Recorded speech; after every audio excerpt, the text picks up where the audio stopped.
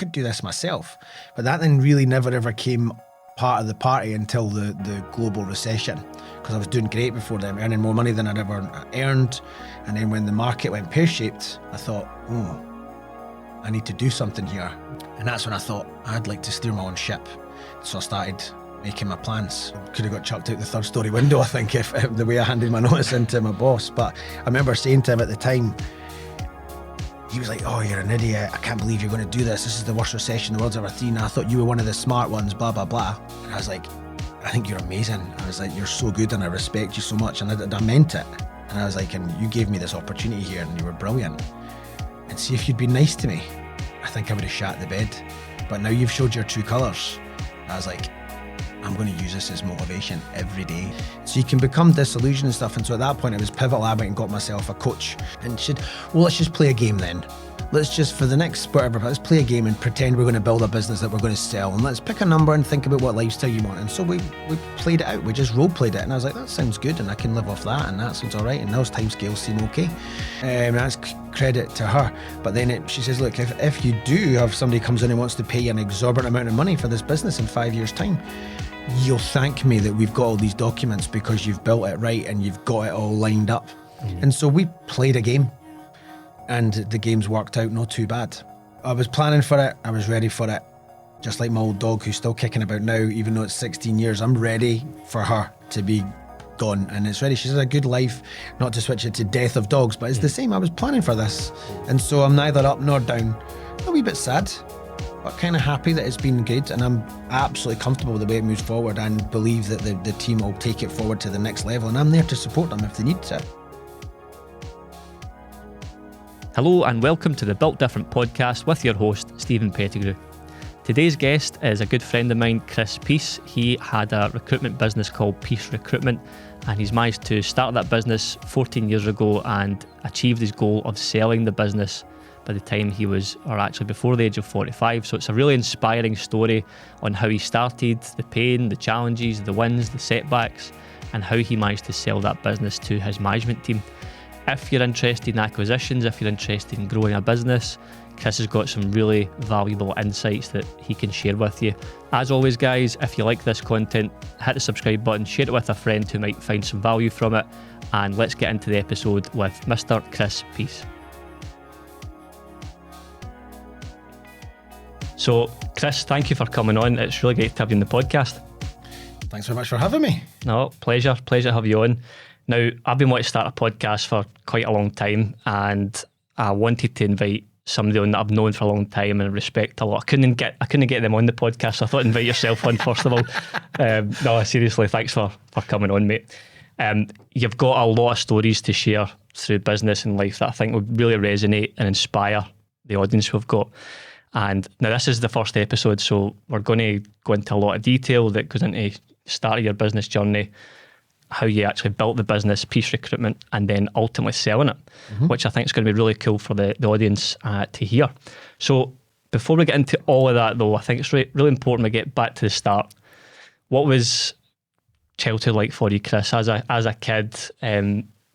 Usually you hear stories about people who start businesses that have entrepreneurial traits. They maybe sell stuff at school, they maybe start a wee side hustle at school when they're a kid. Was there anything like that? What was childhood like for you that allowed you to then become an entrepreneur? Childhood was good, absolutely no complaints. I mean, my dad was very academic and smart, and my mum was quite salesy and personality and stuff like that. I think I've got a good blend of both of them. I was brought up in good school in a nice part of Edinburgh and was never really overly academic, if I'm honest with you. I never really focused as much. I didn't as much as I should have when in terms of got to sort of standard grades and higher as they were back then. But, just like you just mentioned, funnily enough, my mates were all getting paper rounds and getting up at 5, 6 in the morning to carry around a lump of newspapers round for like a £5 a week and every day.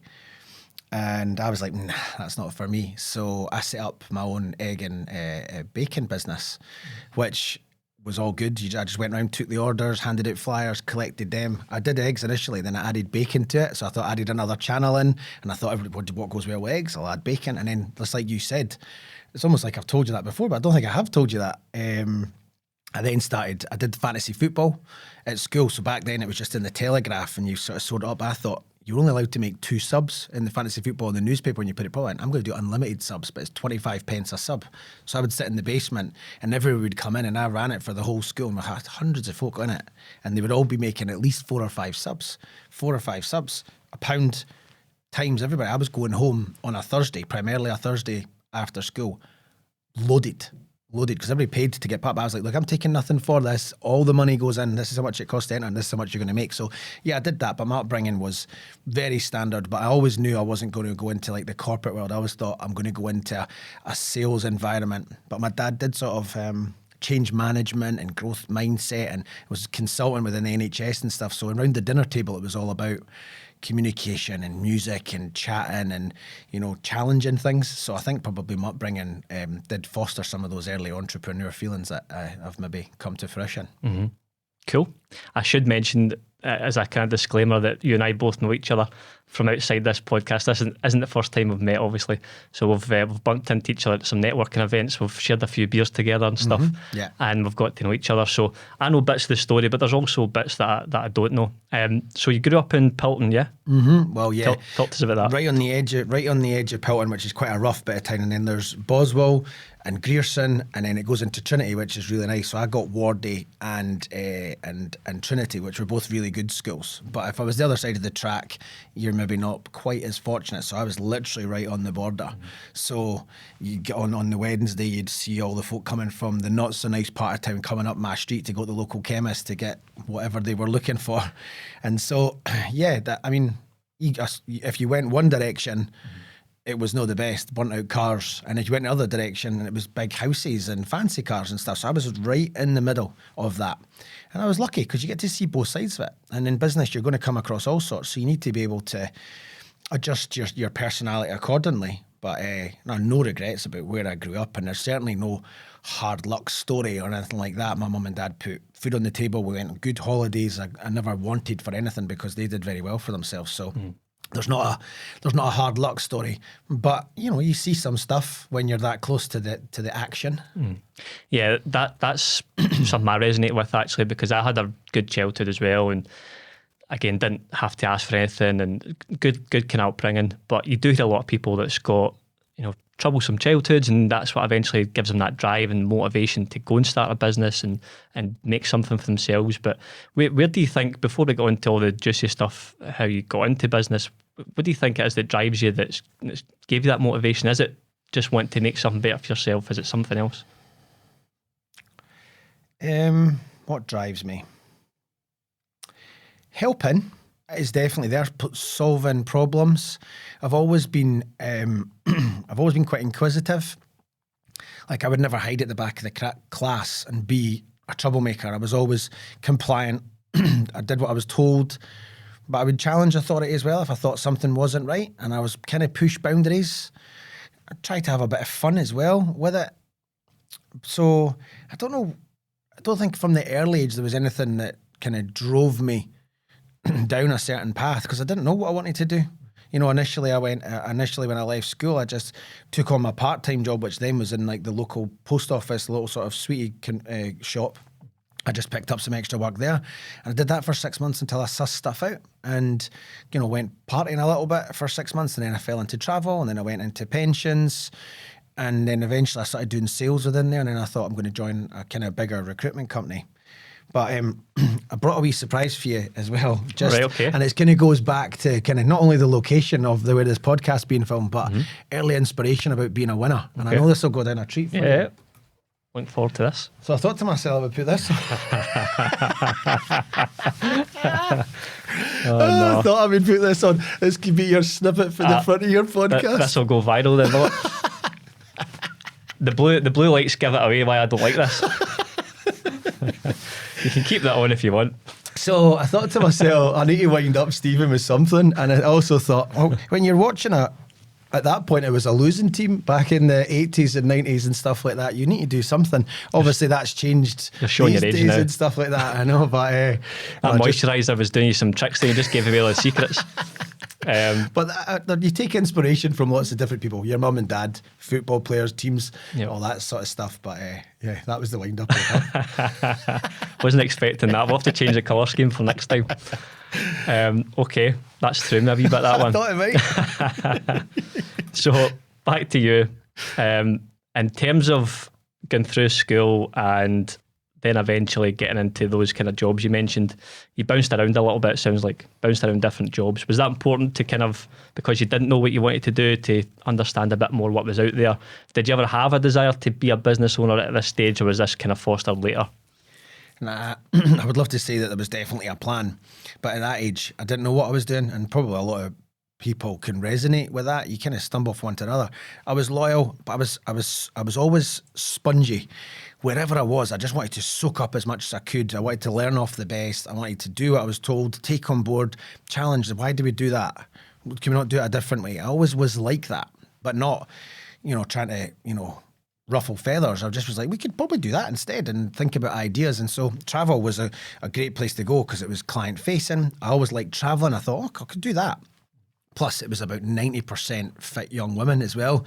And so it was a good area for me to move into when I was about 17, 18 as well. So I have to say that was probably a motivation too.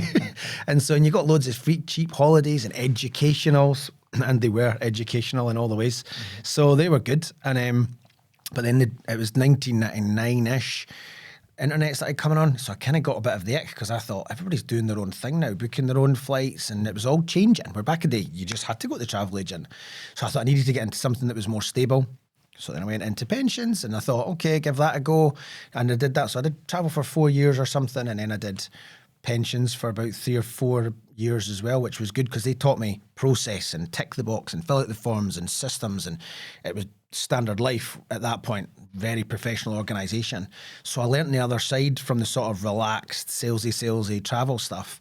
And then I tried to merge the two of them together by joining a big corporate recruitment firm, which at the time was booming because the economy was flying. This would be 2004 by this point. And everything was great. And I went into construction, which probably suited my sort of personality as well, because I was happy to speak to the commercial directors and the MDs, which quantity surveying was my area of specialism. But then I was also happy to, rough it up and, talk to the tradesmen and, not take any nonsense and tell them to get to work and all the rest of it. And it was a good, fun environment and busy as well, which I liked. And so plenty of learning opportunities there. But there was never any, I'm going to do this myself. But it did start to creep in when I joined that big corporate recruiter because I thought, how much do I need them? I could do this myself. But that then really never ever came part of the party until the global recession, because I was doing great before then, earning more money than I'd ever earned. And then when the market went pear-shaped, I thought, I need to do something here. And I'd seen things change both in the travel and in pension environment and banking. And then the market flopped, and I thought, I'm really vulnerable here in a recruitment market, especially working with a big company. They could just sack me tomorrow. And that's when I thought, I'd like to steer my own ship. So I started making my plans.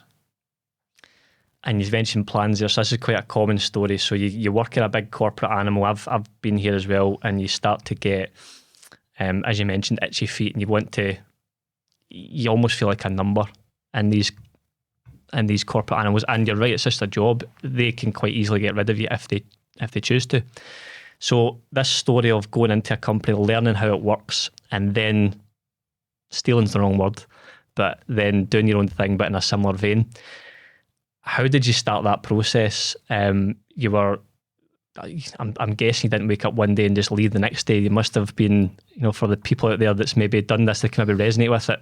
You've probably done that over a period of months or weeks. No, it was much quicker than actually I anticipated. And it wasn't like back then, you couldn't really steal the database and all this sort of stuff. It was all print-offs and fax machines and all sorts. Even back then, we were still using that. We had one email initially for the whole Edinburgh office. You emailed edinburgh@thecompany-I-work-for.com. It wasn't like, and then you could skim it all. And you didn't have LinkedIn, so you didn't have your own personal brand that left with you. And you had a mobile, but you didn't have tons of contacts. It was all landlines back then because everybody was in the office, so you couldn't really steal it. And the information was, it's just a business.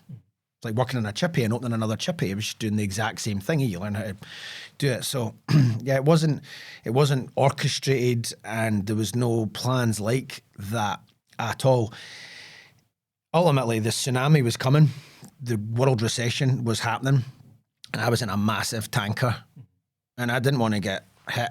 And so the thinking for me was, if I jumped overboard in my wee dinghy and started paddling the opposite direction, if nothing else, I thought it'd be more fun to get smashed off a tsunami while you're in a dinghy rather than in the middle of a massive tanker. I'd rather be rowing my own dinghy and ride the waves than just be hanging about waiting to potentially get smashed, do you know, to use a silly analogy. But that was the thinking. And I thought, if I paddle quick enough and I keep my costs lean, who knows? And then let's see if people really do, when the market picks back up, let's see if people do really deal with people or if they deal with companies. And then I learned really quickly that it was about people. But obviously then setting up my own, fast forward however many years, and I guess we'll come to that, that then becomes my risk. I had 24 staff, and I've had numerous people in the organisation who I've trained well enough that they could leave, but treat them well enough that they didn't. But some people decided they had an itch to scratch as well, and they've gone off to do their own thing. And I remember one guy, I was like, I'm 51% proud, 49% gutted, you know, because the guy never knew recruitment until he came and worked for me, but then he went off and set up his own business and did his own thing. And I was like, that's great. And it'd be an absolute hypocritical of me to challenge him on that. I'm like, this is what I want to do. Great. If not, if it doesn't work, you don't like it, because it's not for everybody. Entrepreneurialism and working on your own, it's really lonely. Come back. Once you've scratched it, come back, because we got on great and you've been great for me and you're fantastic. So I always leave the door open, and because that wasn't an option for me, the door closed on me very quickly when I said I was going off to do my own thing. And I remembered that clear as day. Slammed it shut on you in the way out. Yeah, well, literally, I could have got chucked out the third story window, I think, if the way I handed my notice into my boss. But I remember saying to him at the time, he was like, oh, you're an idiot. I can't believe you're going to do this. This is the worst recession the world's ever seen. I thought you were one of the smart ones, blah, blah, blah. And he said, oh, and he called me names and all the rest of it. And I was like, thank you so much. And he was like, thank you. He's just ripped me a new one, eh? And I was like, I think you're amazing. I was like, you're so good and I respect you so much. And I meant it. And I was like, and you gave me this opportunity here and you were brilliant. And see, if you'd been nice to me, I think I would have shat the bed. But now you've showed your true colours. I was like, I'm going to use this as motivation every day. I went, you give me a few years. I went, all your good staff are going to work with me, not for me. I says, and I'm going to have more people in my Edinburgh office than you've got in yours. And he just laughed. And about 6 years later, that was factually correct. Which must have felt good. Cue evil laugh. So yeah, that must have felt good at the time when that milestone happened a few years later. When you could actually legitimately say that I've got a much better and bigger business than you, or maybe not bigger, but certainly better, more people that are happier. And you've mentioned team and culture a few times to me in the past. That's I know that's super important to you. So it must have felt good when you reached that wee milestone. It was something that I said I was going to do and I did it, but they were probably still making far much more money than us. But for me, this is never, and still now, it's never about money. If you start asking the universe if you want to be happy about it, or if you start thinking about how much money you want to make, you do need to start with the end in mind. So I want to sort of just caveat that. If you've got a number you want to get to for an exit, or a amount of money you want to earn every month or every year to provide for your family or have the lifestyle you want, yes, you do need to have that. But you can't ask the universe for it, and you can't purely think about it. You've got to get the inputs to get the outputs. And if you only think about the outputs, you won't get it. You won't get it. But so it was never about money. It was always about service and, like you say, culture and being fair and strong communication, no bullshit, total honesty, grafting hard, putting a shift in, treating others the way you want to be treated and stuff like that. And again, this comes back to my upbringing. Like, don't do to, them that you wouldn't want done to yourself, that sort of stuff. And it's kind of, especially nowadays with the woke brigade and the new gen coming in and all this sort of stuff, they can smell it if you're not being genuine. So I've always kind of, within reason, wore my heart on my sleeve and tried to communicate with everybody in the office in the best way possible. And I've got better at that through time as my mentor and coaches have worked with me to help polish up my communication and refine and reframe the way I tried to communicate stuff. But in the initial years, that was what it was all about. It was have fun, make it happen, and then, spend some of the profits on experiences. We always go away on like an annual AGM trip and stuff. So yeah, there's a lot comes into it, but culture's a massive part. Yeah, I've still to be invited to one of these do's. I think the last one I heard about was in Barcelona. I wasn't invited to that one, which was a shame. Yeah, that was a big one. But you mentioned having fun there. For anyone listening, I encourage you to go and watch Peace Recruitment's LinkedIn page, because the other day I seen for the first time you were on a video for an awards thing, jumping up and doing a trampoline, swinging on a swing for an awards presentation, which was really funny. Yeah. So you don't take yourself too seriously, which I think in business a lot of people do. Yeah. But that personality you've got kind of comes across, and that was obviously a big part in how Peace Recruitment got to where it got to. And we'll touch on the end result in that in a wee second, because you mentioned goals there. You're a very goal-driven person, which I think for people listening to this, again, they can resonate with. We all want to achieve those big exits or have the nice things, but you're right, it's about you can't necessarily control that. What you can control is the inputs. That's what you can control. You can't necessarily, as you mentioned, manage that outcome. You can have that goal, but it doesn't always transpire that way. You have to control the controllables. Mm-hmm. So going back to, you left this corporate animal. We don't need to mention who they are if you don't want to.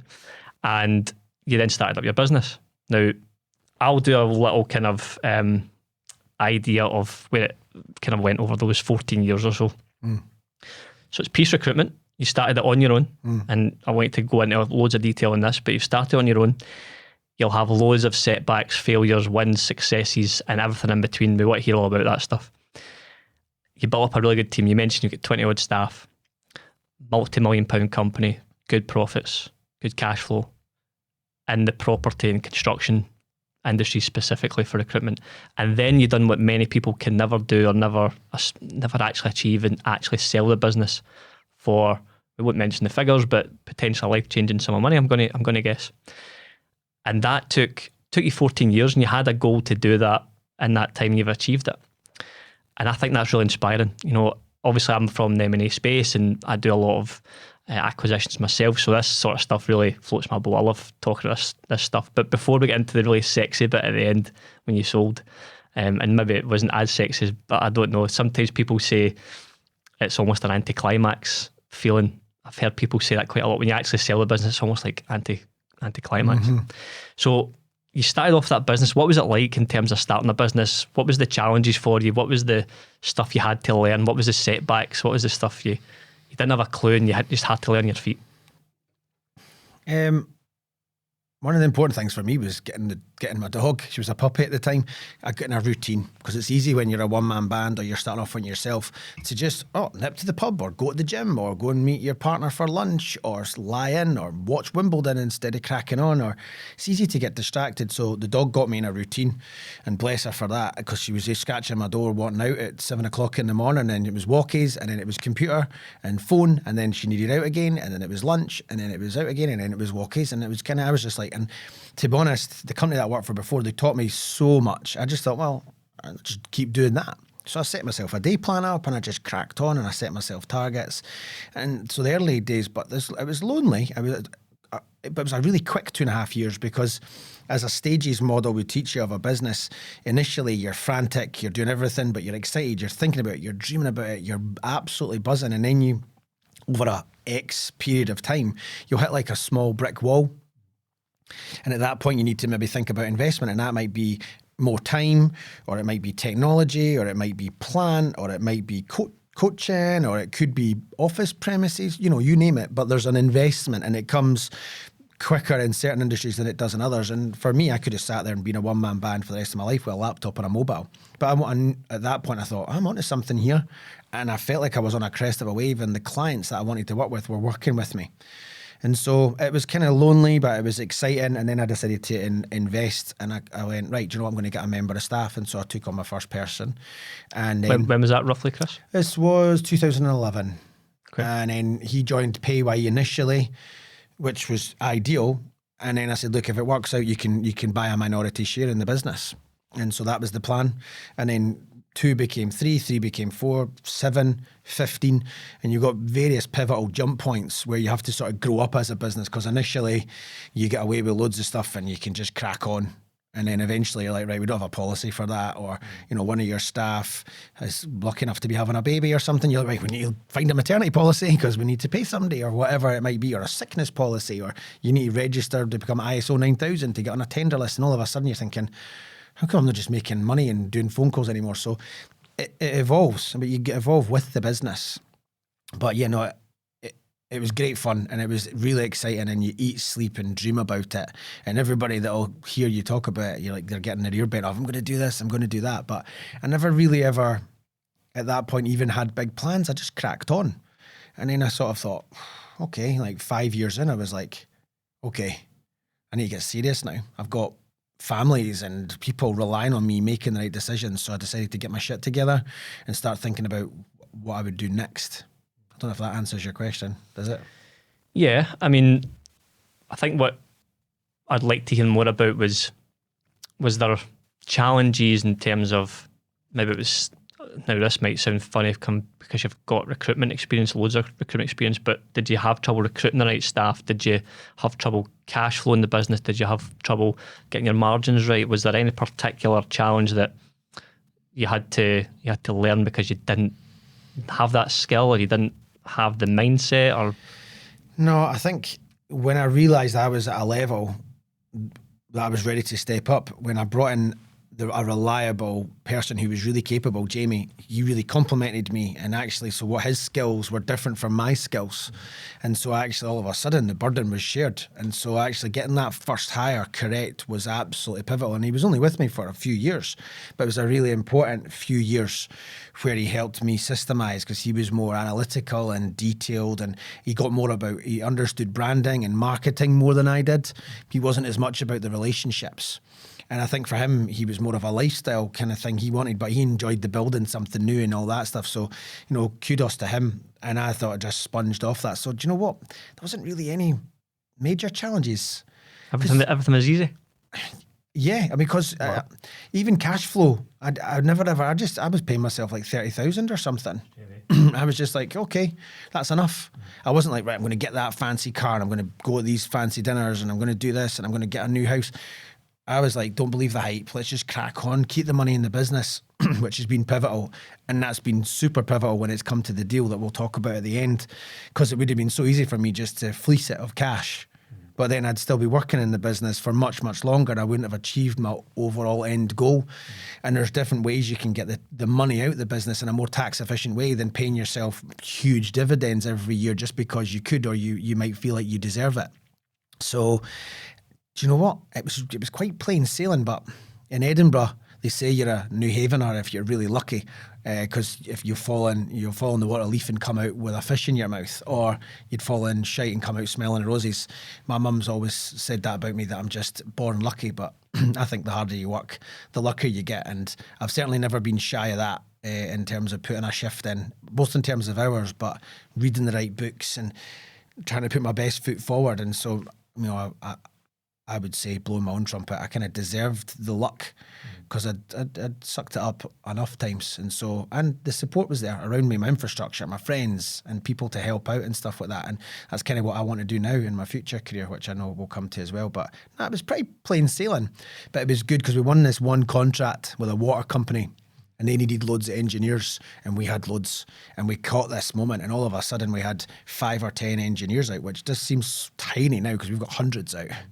But it was the right timing for you as well, and just So all of a sudden these guys were doing 50 hours a week. We're getting a £5-6 margin. They're doing 50, 60 hours, whatever. So 10 times 50 times 6.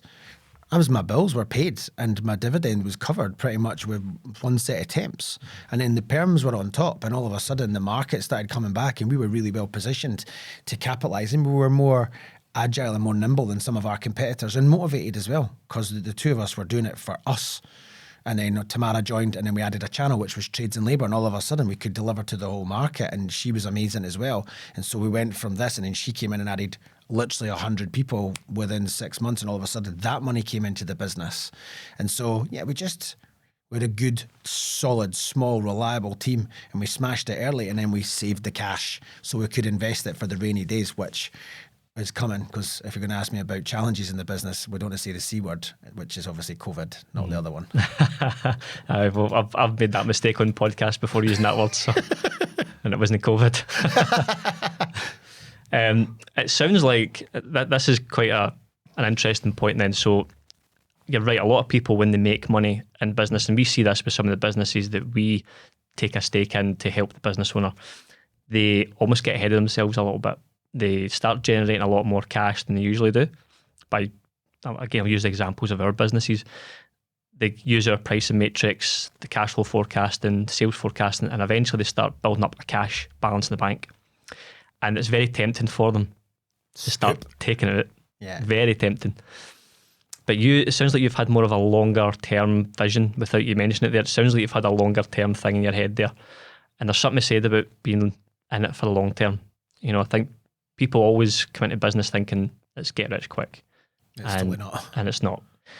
And you've took that longer term view to eventually get the exit that you're looking for several years later. Was that something you were thinking about, actively thinking about? You know, I know you mentioned just taking a 30 grand salary, which, you know, is still above average in the UK. Certainly probably back then it was significantly more.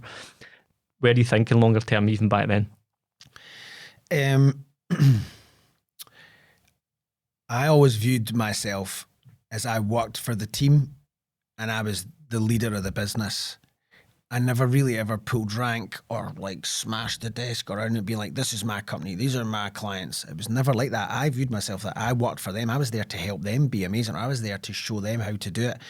And leading, I'm pretty sure if you asked 95% of the people that have worked in the business over the years, they would all say that I was happy to roll my sleeves up and crack on, and I always tried to lead by example. And so I had a salary that I thought my job was worth, and if I went under the wheels of a bus, would that salary have been able to get somebody of my capability? Maybe not my capability, but you'd have been able to get a managing director for the salary I was paying myself. And so anything over and above that, up until the last few years where we started making considerably more, I was like, that's about right. That seems fair. And so I just allowed it to just tick over. And I was always potentially worried that, all right, this is all going to go pear-shaped, I had the fear. I was like, when's the wheel's going to come off? I can't just keep getting this lucky and keep making everything right and the results and everything. And I was like, okay. And I thought, right, reinvest, new tech, right, new member staff, get another one, pay them more, do this. And I just thought, this is going to go pear-shaped one day. And then the cash reserve just keep building and building. And I thought, when is that rainy day?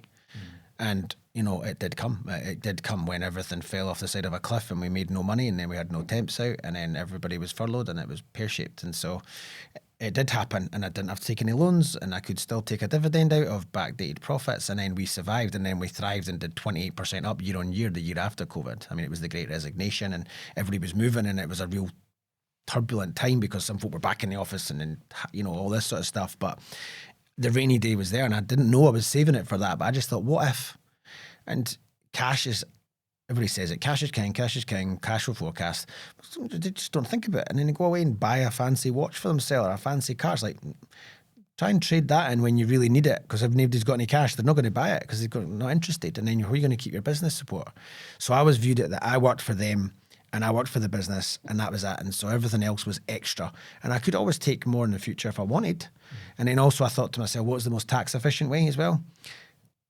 Because ultimately, your goal is to get as much out as you can with paying as little tax as you can. That's the victory. So I maxed out my pension every year, because then you're saving your corporation tax, which means I was saving twice. I was like, max the pension out every year. That was my extra bonus on top of my salary that I could do if we could afford it. And then I was saving, well, back then 19%, now considerably more than that, on my tax bill. So I was like, I'm saving that twice, and I'm getting the savings for it going in, and I'm getting it out at the other end when I retire in a lump sum. This is like an absolute no-brainer. People, and then if you got a good IFA, as I do, shout out GM IFA. They're not sponsoring the podcast. Oh, yeah. And I was getting 14% before the Russia invasion of Ukraine. I was getting 14%. I'm like, that's good. Can't get that under your mattress. So, you know, that was an absolute no-brainer. And so the pension pot was going up. So that's the way to do it. So treat myself as an employee. And so I didn't remove the cash out of the business, which allowed it to, creep up. Yeah, and I think in terms of cycles, there tends to be some kind of downward turn or recession every 17 or 18 years or so. And you probably didn't think of that at the time, but you're right to have saved that money, because there's always something around the corner. And when I speak to people when they're looking to sell their business or build their business, it's trying to educate them almost that the best time to sell is now. And it doesn't mean right now at this very moment, but to build it towards a sale, because you don't know what's around the corner. I mean, just right now at this point in time, there's so many big businesses that you see in the news that are going bust. Some in your industry actually, that you see very, very recently. They sell a lot, they do a lot of turnover, but very, very little profits, very little on their balance sheet, and they can't survive these economic cycles. So yeah, something for people to maybe appreciate is that you've got to build the business for sale, and when you're doing that through the lens of a buyer, you think differently, and that's obviously benefited you when it came to selling the business, because it's got so much resource that the buyers, and we'll touch on who the buyers are in a wee second, but they can tap into that, which minimises the risk for the buyers, but also for you. 100%. I mean, 8 years ago, I'd like to think that I was just having fun and making the most of it, and I was earning okay money, and you kind of go through those stages we talked about, sort of the excitement and the frantic, and then the first wall and the investment of staff and offices, and then all of a sudden you get payback, you maybe get a wee bit more money, and then you're excited, and then sometimes that can lead to all of a sudden I'm doing more HR stuff and Excel documents and filling out, frameworks and stuff like that, filling out tender documents. It's like, this isn't my job, I'm a sales guy. So you can become disillusioned and stuff. And so at that point, it was pivotal. I went and got myself a coach who was relevant in the market. Her name's Kai Murray. She worked for Shirlaws at the time, and their IP was absolutely fantastic. And she said to me, linked to what you were saying, right, what's the idea? What number do you want to get to? What timescales are we working towards? And I was like, I'm just having fun, I'm only 36 or 37 at the time, I think. And she'd, let's just play a game then. Let's just, for the next whatever, let's play a game and pretend we're going to build a business that we're going to sell, and let's pick a number and think about what lifestyle you want. And so we played it out. We just role played it, and I was like, that sounds good, and I can live off that, and that sounds all right, and those timescales seem okay. And we just built a business. She'd like, let's look at your processes and that shit. And then the way she communicated with me and sort of made it fun as well, all of a sudden doing an org chart and making sure your processes were bullet pointed, and that you had a training manual for this, and that everything was documented, and you'd thought about your budgeting and all this sort of stuff, became fun. That's credit to her. But then she says, look, if you do have somebody comes in and wants to pay you an exorbitant amount of money for this business in 5 years' time, you'll thank me that we've got all these documents, because you've built it right and you've got it all lined up. And so we played a game, and the games worked out not too bad in the end, because eventually after loads of good years and a couple of tough years, then organisations did come chapping. Yeah, the point about a coach, you've mentioned Kai a few times to me outside this podcast, but having the right mentor at the right time, or the right business coach or advisor, the right one at the right time, is absolutely worth its weight in gold, because it's like anything, isn't it? A football team, any sports team, they all have a coach to get better. It's the same in most other industries, but in business, sometimes it's viewed a little bit in the wrong fashion. For you to improve your business, if you don't have the skills and the knowledge and expertise, you need to go and find somebody that does. Yeah. Because you can skip many years, you can save a lot of money and make a lot of money. And it sounds like Kai's helped you to unlock some, doors in your head that eventually has allowed you to then sell this business. So really, really important point there. It feels at the time, with the amount of money that coaches charge, this is a lot of money. It's like, that's a good chunk of my mortgage, or maybe more than my mortgage, depending on how much you're paying them, and you're getting like a day.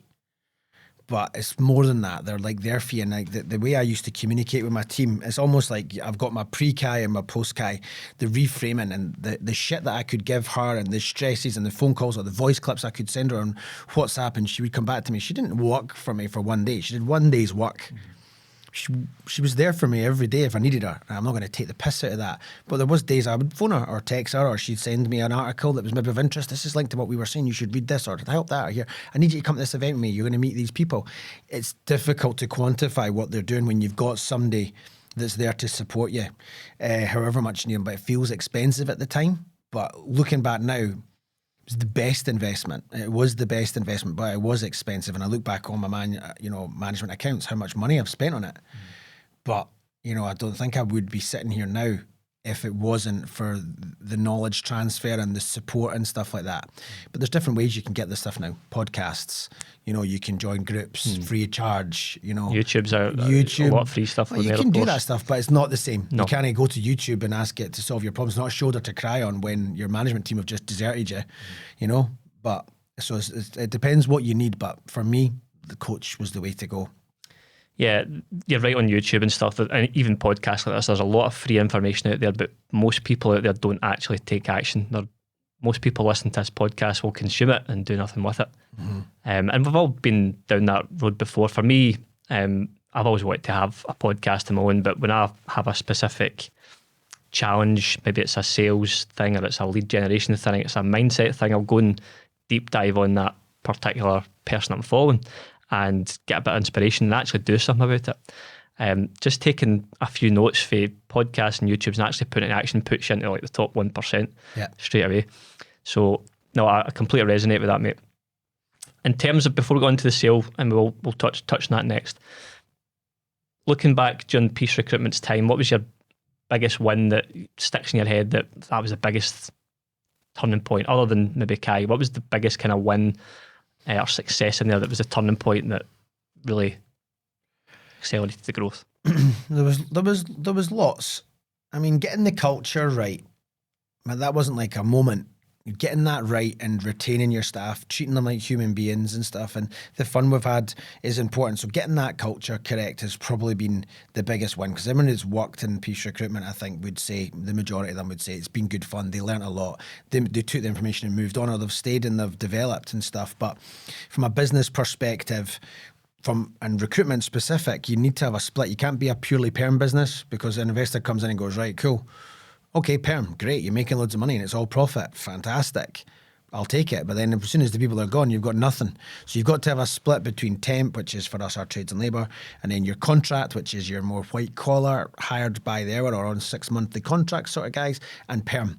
And you want to have a reasonable split of that. So you're showing that you've diversified your business. I tried to do that more recently as well, but I diversified into Manchester, which we're just sort of been dabbling in. We're just kind of footsteps into that area now as well. So you're looking to show that it can be replicated and that it's a nice, safe. So that was important. And I brought on Alison Blake, who somebody will mention later, good few years ago now, and she was there purely to set up our contract division, and that basically covers the majority of our salaries and overheads every month, as it stands, and then the perms on top, because that's your sleep easy money. So taking on Alison was absolutely pivotal. So somebody that I trusted, knew her for years. Like we basically started at the last company weeks apart from each other, but we were close, but not so close. So that relationship was really pivotal, and now she's done the MBO basically with the other two that are taking over. So that has to go down as probably most important, because she's coming and grown the contract team, hired somebody else who's part of the MBO. And now we've got that, and so that's that thing that sort of triggered us on. We had people working for us already, but it moved the numbers forward quite considerably and changed the mindset, and allowed us to look at different channels. So yeah, that probably taking on Alison and developing the contract division. Okay. So you've mentioned a little acronym there, MBO. So for anyone that doesn't understand what that is, it's management buyout. So in business exits and acquisitions, there's loads of little acronyms. There's BIBO, WIBO, LBO, MBO, BIMBO. There's it's nothing to do with Indy from the pubic triangle in Edinburgh. What do you mean? I don't know what that is. I never been before. No. Oh, take you some time. So there's lots and lots of ways to structure deals and exit businesses and stuff like that. And let's talk about how you started to, before we actually talk about the MBO itself. How did this process kick off? How did this engagement with potential buyers happen? And how then did you eventually land at the decision to do a management buyout. So what that means is literally your staff acquiring the business over a period of time to allow you to exit. Yeah. So I knew that I had a line in the sand that at 45 I wanted to achieve that, and we were playing the game to try and get me to that stage. And whether I missed it or not, I was never hell bent on that being a thing, but I like to sort of have something to go for. After, obviously, companies and mergers and acquisition companies and external organizations do get reports. You can see your accounts when they get published. So you can see a company that's doing double digit growth. They can see right there on a trajectory, and the brokers get notified of it. So the brokers start phoning. Don't use brokers; they're useless. Don't go down that rabbit hole. And then there was a company down in London who sort of did something to us, and this was maybe 4 years ago now, about 4 years ago. I went down to London. I was down anyway, seeing friends, and they were like, right, wanted to buy like 50%, I think it was 49% of the business, and then they were going to do this and do that. And it just, at the time I thought, okay, that's of interest, and we didn't get down to the nitty-gritty of numbers, but it got me thinking. And then a couple of other emails came through, and then the brokers started really chapping at the door when the numbers went 28% up year on year after COVID. And the year before that was record accounts. And so all of a sudden, everybody started chapping at the door, and all of a sudden the mergers and acquisition people did. And I thought, right, okay, but nothing ever sat perfect to be bought by another trade organization or a bigger company and just get swallowed up. It just felt like I was drowning the baby. And I thought, what makes us special, you know? And I probably would have got more money with a trade sale. I would have, definitely. And then the mergers and acquisitions organizations that I spoke to, and I felt they were going to bring skills, but I thought to myself, I've probably got 60-70% of the skills that they were bringing anyway.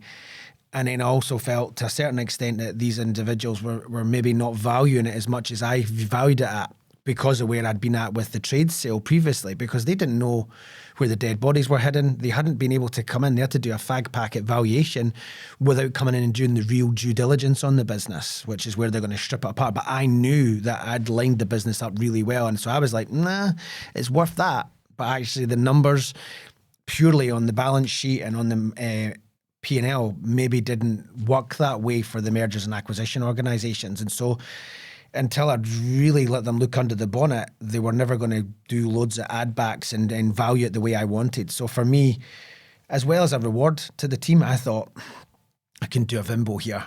And people that I care for, that have been with me a long time, that are ultimately running the business, even though I was at the helm, can benefit from this, and they can take this over, and they'll make sure that my baby is looked after, and they can do what they want with it once they've bought all the shares off me and stuff. And so for me, it just felt right to have business as usual, me to keep a minority stake in the business, and for them to kind of three heads take over, buy me out, and kick on and take it to the next level and go on to like advanced growth. So yeah, that was my thinking. It just felt right. And, you know, hopefully in a few years' time, the individuals who have bought the business and the next level of management, you never know, they might do a Vimbo for the next 50 years. I'll be in my deathbed and maybe Peace Recruitment will still be around, and maybe there'll be 3 or 4 generations of millionaires from something that I started in my bedroom with a puppy and not a fucking clue. Yeah. Yeah. No, that's the story I wanted you to kind of get into, because everyone starts in business. Most people start in business, with nothing. And you're starting with a bit of a dream, and you want to eventually get, at the end of the day, there's something you want to achieve out of it at the very end, whether it's the big house, the nice cars, the villa in Spain, some of this stuff you've got, by the way. Whatever the outcome is, you're working towards that. But so many people get lost along the way. But it is within your reach. If you have the right people around you, the right systems, the right mindset. I've called this podcast Built Different for a reason. For you to have done what you've achieved, you need to have been built a certain way, in my head. And in my head, for people to be successful, you have to have a certain mindset and mentality. Is there something that you think differentiates you from other business owners that maybe haven't succeeded the way you've succeeded? Is there a magic sauce that you can maybe share? Oof. All right then. Magic sauce. Care. Genuine care. Like, I can be pretty ruthless when I want to be, and I'm sure there's plenty of people out there that would be like, yeah, he was tough to work for, but firm and fair, but trying to be fun, but genuinely care, like, and be authentic. Like, you can smell it if somebody's not being themselves. And hopefully that's coming across in the way I'm chatting just now. And if you bumped into me in the bar or whatever, I'm usually neither up nor down too much. I try not to take myself too seriously, as you can tell with the stupid Celtic example earlier. Yeah, well, you were at my wedding, weren't you? And I'm not a dancer, so I was getting brought up to dance, and then you could see how awkward I was dancing, and then you decided to take your top off. Take the heat off you? And just you started doing all these crazy moves on the dance floor by yourself, which was great. So you don't take yourself too seriously. I know. I was looking at you squirming and I thought I'd take the heat off. I don't want to embarrass someone, so I decided to embarrass myself instead. A wee bit of peacocking. But I don't know. I don't know. I mean, you'd probably need to ask other people what they see in me or what the secret sauce is. But I actually care about the staff. I care about the clients. I care about the joiner that we want to find work for. I care about beating our competitors. I care about fairness. I care about the brand. I like the way the logo looks. I care about everything. I probably give too much shits about some things, and actually I probably have to reduce that in some ways, because if you have a level of perfectionism or you want things done a certain way, you need to realise sometimes done is better than perfect. And that's been really difficult for me, and that was probably, changing the subject slightly, one of the key things in the last couple of years. I've realised that the new guard of individuals that are coming into the workforce and the way of working, everything's become quite transactional. Apply through the portal, apply, do this, fill out the form, tick the box. And then in terms of ops management, it's difficult to light a flame under flame retardant people, right? And it's like, come on, let's go. And I'm lucky the team that we have just now is good. But it's almost like it's not cool to be super motivated or be inquisitive now. It's like they'd rather be on Instagram and be posing, pretending they're rich, rather than actually working their butt off getting rich. And it's just, I care and I want it to be done perfect. And if it's not going to be done to the best of your ability, like, give me somebody shite who tries at 100%. I'd rather that than somebody amazing who tries at 20%. And that was me when I played football, like boys school football. I wasn't the best, but I tried hard and I did all right. There was one guy who was amazing. He reminded me of Ali McCoist, Rangers quote for your legend, right? He was good as him. Yeah. He just didn't put the hours in. He didn't work hard enough, and I thought he could have made it. He could have made it 10 times better than me, but he never won half the trophies I did because he just wasn't putting it in on the pitch. Couldn't be bothered. And I can't stand that. You've got to at least be the best version of yourself. So genuinely care about me, other people, the clients, the candidates, the service. That's the secret sauce. And it's got to be genuine, though. You've got to really, really, really mean it, because you can smell it. Best feedback I ever had from a client. I was a one-man band at the time, big multidisciplinary consultancy. And huge, worldwide, massive. He went, Chris, I've added you to our preferred supplier list. You're on the framework. And I was like, what? I'm like, I've literally got a laptop and a mobile phone. And a dog. Yeah. And I was like, why? And he went, do you know what? He went, I just think you really give a shit. Probably the best feedback I've ever had. Which makes you stand out from everyone else. Which I did. And I could smell. And then he was a really senior big kahuna. He could just see that I cared, and that maybe he saw something in me that I was going to go places, or that, if I needed to put the graft in, I would, or I was going to at least try my bloody best, or go down without a fight.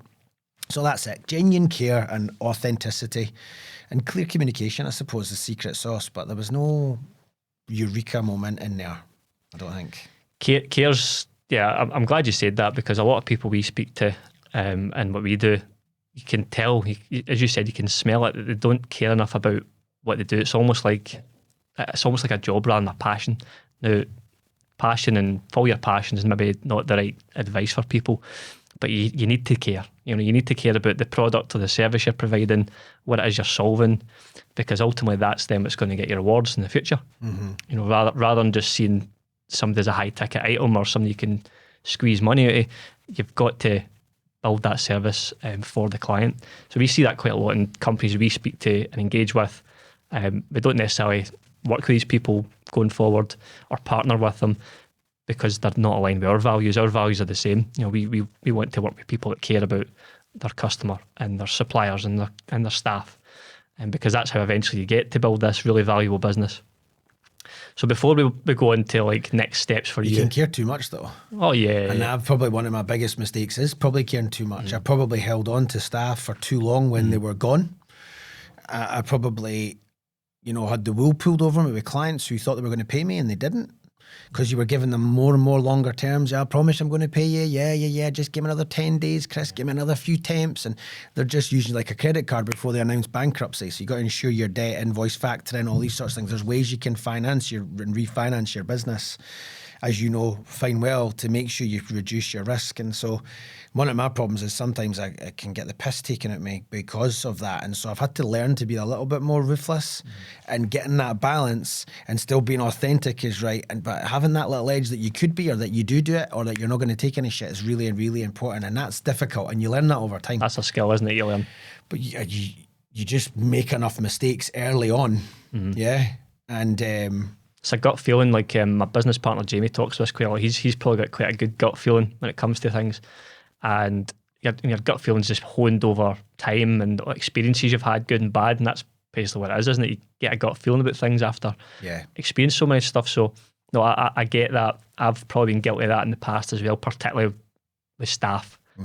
They've done a good job to start with, maybe even for a couple of years, and then for some reason something happens, motivation goes, family life changes, and then you give them a wee bit too much leeway. And that's the whole point of having a management team, right? Because ultimately the people in the office know what they're doing, eh? Like I learned that you speak to the body of the cook, they'll tell you, nah, he's not sick. I saw him on Instagram. He was Snapchatting at 6 a.m. You're like, oh, right, okay.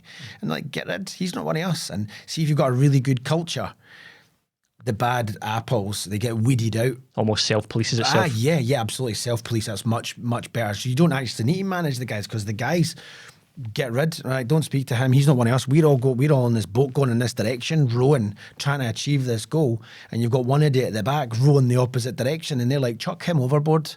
He's a dick. And so if you get a really good culture, that happens automatically. And the management team and the structure, how that flows through is really, really important. So yeah, care, but not caring all the time because you still need to have your bullshit radar on, which is tricky. Really tricky. Yeah, it's definitely a skill to learn for sure. I interrupted you there. You were about to move on to another subject. Don't worry, it's all about you, this podcast, my friend. Even though my picture's up there, it's all about you. Oh, thanks. So the MBOs happen now. The staff, the 3 directors are now the business owners. Yeah. So talk about them. Alison Wishy, Craig Wishart and Lewis Potter. And then the trades and labour business, there's going to be other owners in there as well because it was a 50-50 on that. We've come to a different arrangement, but that's all going through as well just now. So, yeah, they basically take over. So the way it's worked is because I built a pot of cash, I could take out a wedge of that at a much more reasonable tax amount. And employee ownership trust is another way of doing it, by the way. And maybe that's the way I probably should have done it selfishly if I was all about was tax because I'm going to be paying a lot of tax. But employee ownership trust is good for the owner, but it's not so good for the people that are going to become part of that ownership trust. It doesn't benefit them in the exact same way. They're not eventually the owners. They're not buying it as clean as you think. But employee ownership trust, if you're thinking about Vimbos and Bimbos and all this other stuff that we've been chatting to today, employee ownership trust, if you just want as much as you can get, as simple as you can and pay as little tax, that's the way to go. But it didn't sit right with me. So I've taken a wedge, left them with working capital. We've tried to get our debtor days down to make sure that the cash gets paid quickly as possible. So our debt collector, Michelle, has been doing great on that. And we're trying to reduce our risk by working with the right clients on the right terms and stuff like that. And so we've been trying to get ready for this for the last 6 months. And then ultimately that wedge has come to me. You have to pay your tax for the whole sale on day one or at the next available tax day, by the way, which is a painful one. So you need to make sure your original wedge is enough to cover the amount to get you out, which I never knew when I started this, actually. Should have told me. And then I'm earning out over X period of time. Now it's in there, the shareholders agreement and stuff like that's really important because you need to make sure it's tied in. I've obviously got restrictive covenants, and then they're going to pay me out at X amount every month, which because I've paid all the tax up front is then tax free. They want to get me out as quick as possible because then they own all the shares and it frees up a lot more of them to pay themselves higher dividends if they choose to do so. But ultimately they're in charge of the business moving forward. But obviously because I'm still a minority shareholder, I get some clarity on the management accounts and the final accounts, which is good for me because I can see all the good work that they're going to be doing and the fact that they could be able to pay me more to get me out quicker or not, as the case may be. And then all being well, I've got another payday in 5, 6, 8, 10 years if I decide to sell the 12.5%, which is potentially ring fenced for the next management team to get, because I know that they're wanting to probably set up a similar deal as I did with them 5, 6, 7 years ago. They're already looking at the current team and the external market to see who do we want to bring in to become the next people that buy them out when they turn 45 or whatever, like I have. So that's clever. So it's a really good way of structuring it. We're trying to think about the future, think with the end in mind, or at least play the game that's the way we're going to do it. So yeah, it's almost like we planned it, but fingers crossed. Good. So that moment of actually selling the business, and I think your last day you mentioned to me on the way up here is next week in the office. Yes. Clean exit already, tears and snorters. There's probably 2 different events here. So the point of you've actually sold the business officially, and then we actually leave the office. Emotionally, how are you with that? Because sometimes people, I mean, your name's on the company. It's literally called Peace Recruitment. Yeah. So is it the case for you we need to have a slight identity shift? Or are you already in that headspace where you're ready for the next challenge? And we'll talk about next challenge now. I was planning for it. I was ready for it. Just like my old dog who's still kicking about now, even though it's 16 years, I'm ready for her to be gone and it's ready. She's had a good life, not to switch it to death of dogs, but it's the same. I was planning for this. And so I'm neither up nor down. A wee bit sad, but kind of happy that it's been good. And I'm absolutely comfortable with the way it moves forward and believe that the team will take it forward to the next level. And I'm there to support them if they need to, as a minority shareholder and as a friend. So when we signed the deal, I wasn't bothered. And then the money gets transferred across. I was just thinking, right, what's the best way for me to move this money around to get the most out of it? And there's like Flagstone or something you can put it into, and you just shift all the money and they put its FCSA approved amounts, and you get like 5-6% and just stick it away for a year and you get like X amount of money. It's decent. That'll be till I pay my tax bill. So the interest rates are really good now. So I was straight away thinking, what can I do to work this out to make sure I'm not getting shafted and that I can earn some money off the cash? So I didn't really bother. I think, do you know what? I had a bottle of wine and I ordered a Thai takeaway, and that was it. That was the celebration. I do have a Havana cigar to smoke next Thursday night. I'm not a smoker, but my mum bought me one in Cuba about 10 years ago. I said, Mum, get me a Havana, a real one, which will probably taste rank now, to be honest, but I'm going to just maybe toke it once and then stub it out and get a photo. But so maybe next Thursday I'll have a wee moment, and when I get kicked out the Peace Recruitment group chat, right, that'll maybe be sad. And next week when I'm leaving my briefcase and I'm carrying my dog down the stairs and saying goodbye to everybody, it's not goodbye. I've got lots of friends in there. Yeah. So I'm not bothered. And if you ask my partner, she'd say the same thing. She'd be like, I think some people be like, wow, loaded, or amazing, I'm retired, or could be. I'm not bothered. I don't believe the hype. I'm just kind of I don't plan on changing when I'm shopping, changing my clothes. I do have my eye on a nice car. You should maybe change those clothes. That Celtic top's no good. No, you're going to get me back for that, eh? But I'm not bothered. I wasn't waiting for it, and it's nothing special. I'm now just thinking, what next? I'm actually just looking forward for a wee break. I'm going to study for a bit, and I'm going to look after my mum and dad who aren't getting any younger, and I'm going to spend some more quality time because I've been busy for most of the kids' early life. I'm going to spend more quality time with them. I'm going to spend some quality time on myself as well. Get to the gym a bit more, start trying to get a bit healthier and stuff like that. Not that I'm unhealthy, but I want to do certain things and be a wee bit selfish in that regard. And then, get the house right and a couple of wee things like that. So yeah, I'm looking forward to it. But do you know what? I think if you ask my proper close friends, they'd be like, you wouldn't even know. You wouldn't even know. And that's the way I want it to be, because I don't want anything to change, because I've been really lucky for the last 45 years. Why would I want it to change? Yeah. So you've earned that money in that business though. You hear this stat all the time, but every time someone wins the lottery, that they go bankrupt within something like 2 or 3 years because they don't know how to manage money. They've not got the right money mindset. Yeah. Whereas you've had to manage a multi-million-pound organisation that's putting money out, putting money in. So you do appreciate it more, don't you? Yeah. So no, that makes a lot of sense. I just see it as a capital reserve, and actually what we're coming to, and I'm like, right, I need to pay. I know what a mortgage is. I know what my gas bill is. I know what my car costs. I'm like, I need to make this much money every single month, and I'm like, if I don't earn money, I'm literally nibbling into that pot, and I'm trying to create generational wealth for my kids, you know, and I need to think about where I'm doing it. And you know, you'd be surprised if you have a reasonably lavish lifestyle. And I don't have a big lavish lifestyle, but I want to maybe improve it a wee bit. You really quickly nibble into that, you know, cash amount.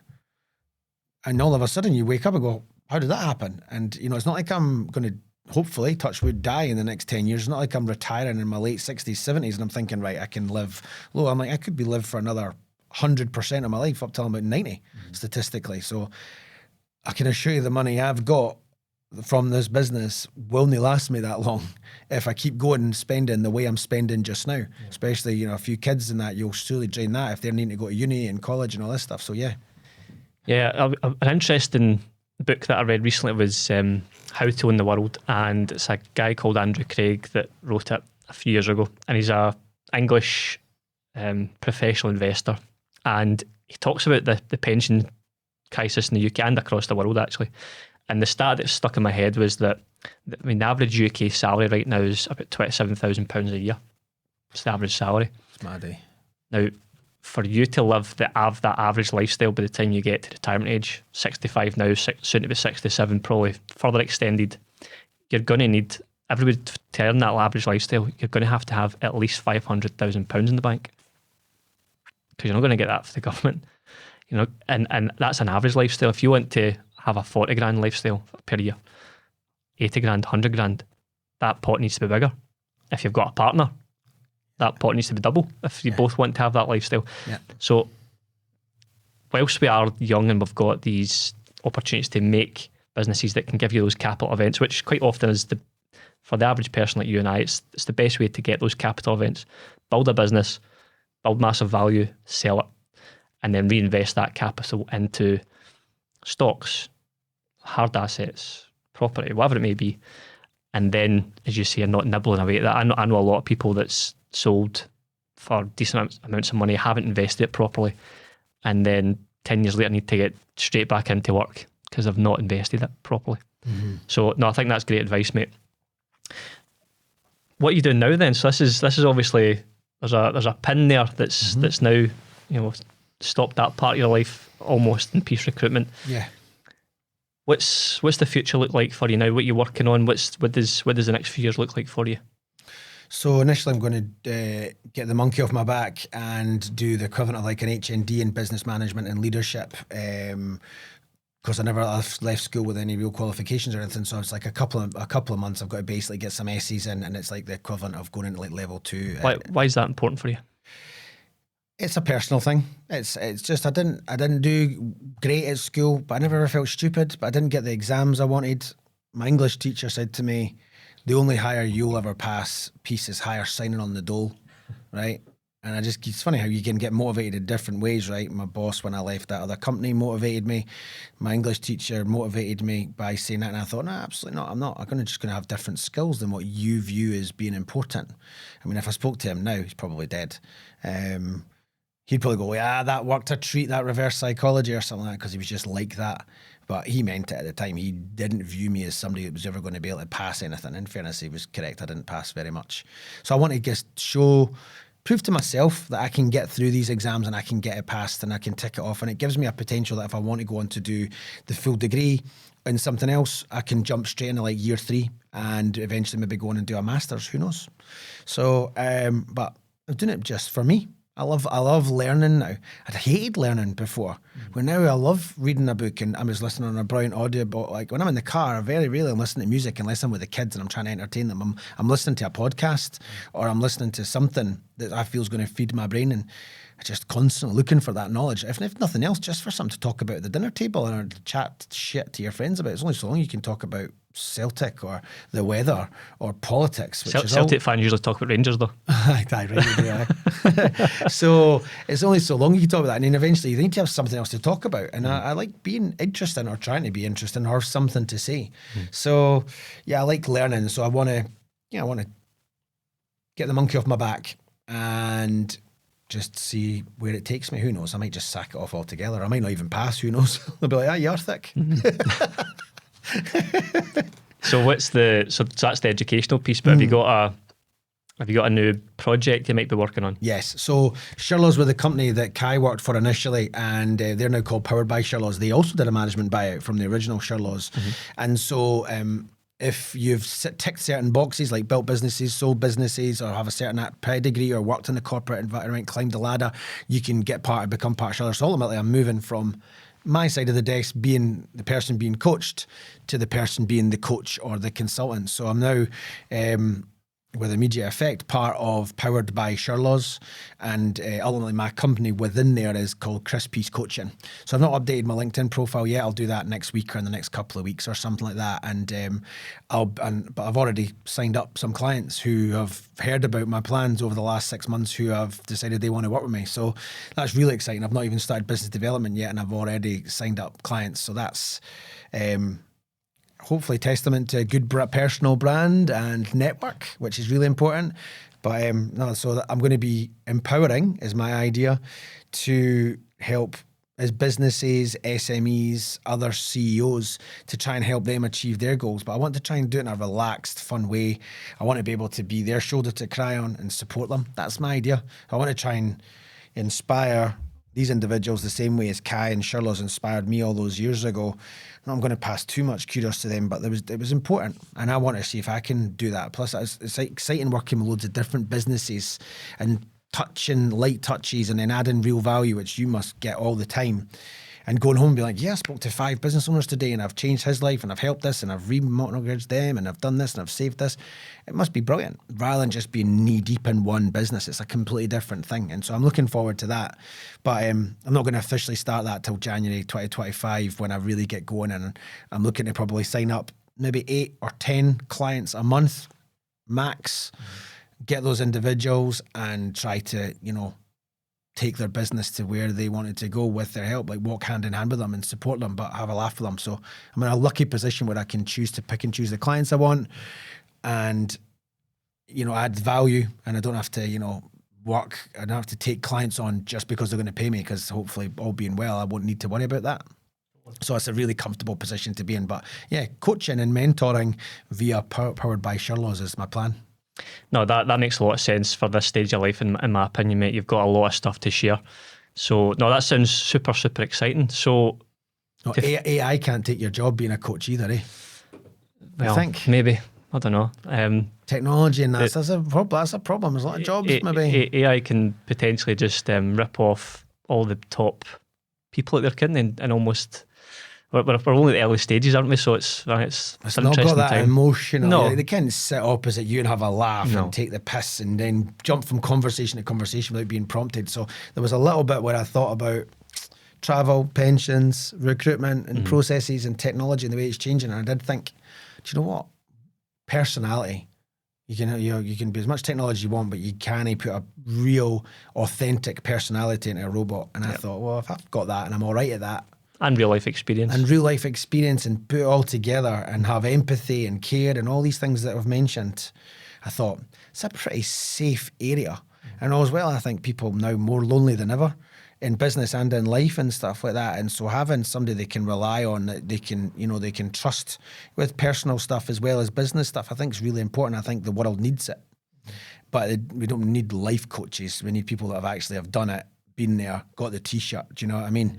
Who are not going to do all the hippie shit, do you know what I mean? They need people that are going to practically make it happen and make those tough decisions. And so there was a little bit of sustainability about the future career as well, where I thought it was not going to be hugely technology or overtaken with AI, but I've deviated a wee bit there from me. Sorry, mate, I like tangents, that's good. Gives me loads of stuff to talk about.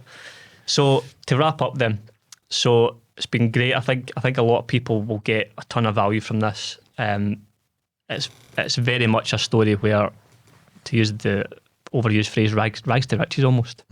And, most people can dream about that, and it's about the execution. So if people want to reach out to you, Chris, and I know you've not got everything set up yet with the new venture, but if they want to reach out to you, what's the best way or best kind of method for them to reach out to you? LinkedIn's probably best. Just Chris Peace, Peace, on LinkedIn, and send me an email. And if they're looking for some free advice, or they just want a wee 10-minute phone call, I'm happy to take a call with a stranger in the car who's just looking for a wee bit of free advice, and that I'm here to help. I'm here to empower.